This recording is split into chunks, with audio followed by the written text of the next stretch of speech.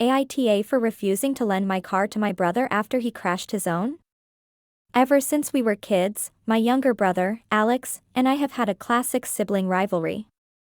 But as we grew older, the stakes of our disagreements evolved from who had control over the TV remote to more serious matters, like the incident I'm about to share. About 6 months ago, Alex crashed his car. It wasn't his first accident, but it was by far the most serious.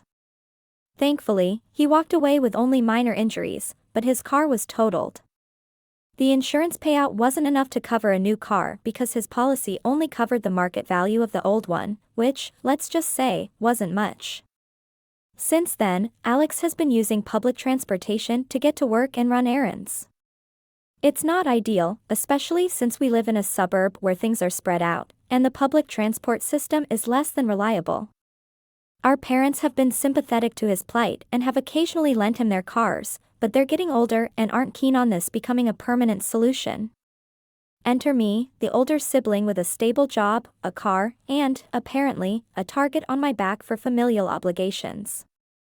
I've worked hard to maintain a good credit score, save money, and make smart purchases, which is how I was able to buy a fairly new, reliable car 2 years ago. It's not a luxury model by any means, but it's mine, and I take pride in keeping it in good condition. A few weeks ago, Alex approached me with a request, or rather, a plea. Could he borrow my car until he could afford to buy a new one? He promised to be careful, cover gas, and even help with maintenance costs. The problem is, given Alex's track record with vehicles, I was hesitant. I expressed my concerns, reminding him of his past accidents and how much I rely on my car for work. Alex's response was a mix of frustration and desperation. He couldn't believe I was bringing up his past mistakes at a time like this. According to him, he'd learned his lesson and deserved a chance to prove it. Our parents, trying to keep the peace, suggested I let him borrow the car, emphasizing family support and unity.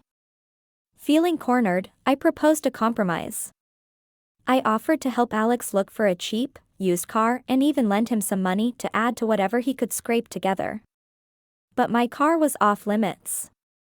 This didn't sit well with Alex or my parents, who saw my refusal as a lack of trust and compassion towards my own brother. The situation has since escalated, with Alex accusing me of being selfish and unsympathetic to his needs. My parents are disappointed, claiming I'm not doing enough to help family in need.